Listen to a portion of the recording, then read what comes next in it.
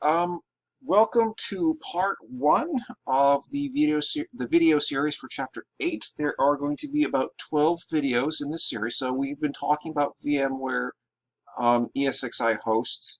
Now we're moving up to the vCenter server. So what we're going to talk about in this chapter, we're going to talk about see, okay, we're going to talk about vCenter Server and its components, the various pieces of the architecture, the server appliance, the embedded platforms, the embedded platform services controller, the various the sort of things we talked about last time with in the previous chapter about switches and such. We're going to talk more about that. We're going to talk about how we can use our vCenter server to build out a virtual data center. We're going to talk about iSCSI data stores. Now that we go from individual data stores on individual ESXi hosts to a combined data store with iSCSI and NFS. So you'll be adding NFS to your Windows server. We're going to talk about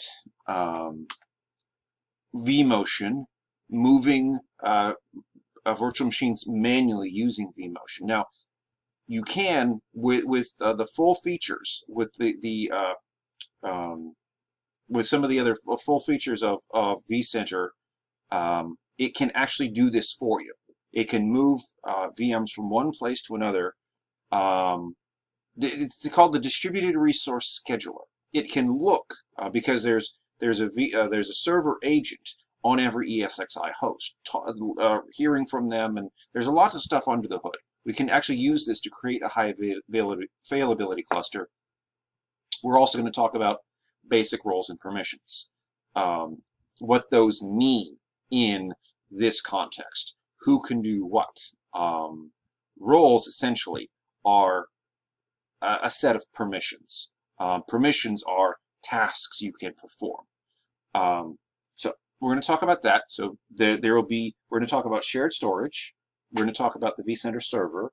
We're going to talk about installing the vCenter server and the vCenter server appliance. You can actually install your vCenter server as a VM, and I will do a video on that.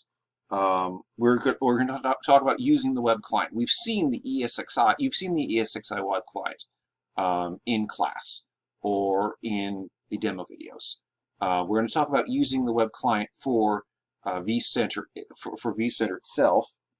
We're going to talk about virtual data. We're going to talk about creating the virtual data center using the vCenter server.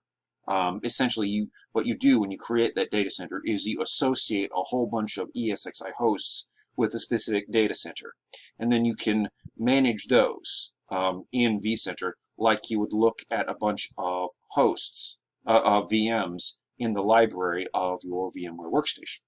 We're going to talk about VMFS data stores and iSCSI. We're going to talk about working with that data center. We're going to talk about how VMs work in vSphere. We're going to talk about cloning and templates. Up until this point, we've been talking about taking VMs and building them out inside VMware Workstation or inside VMware Hyper-V System Center. We're going to kind of do the same thing in vSphere. Remember, VMware invented a lot of this stuff. Let's see. So we're going to talk about migrating those VMs using vMotion. We're going to do it manually, but we're going to talk about some of the options because there's vMotion, there's storage vMotion, and which you don't just move the VM, you move the file itself. So it's from one data store to another, from one host to another. There's even a third option called effectively a shared nothing vMotion, so that they have no common data store, and you can still do that, and you can do these things while. Now the thing here with vMotion is that you can move these things while they are running. You don't shut it down, move it to a new place, and pop it back up. That's fairly simple. While it's running, while potentially a user is still using it, you move the VM. We're going to talk about access control, and that's roles, permissions, security. This is access control, role-based.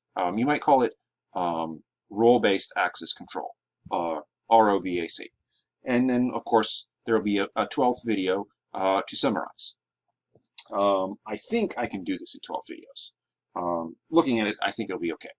So thanks, and let's get going.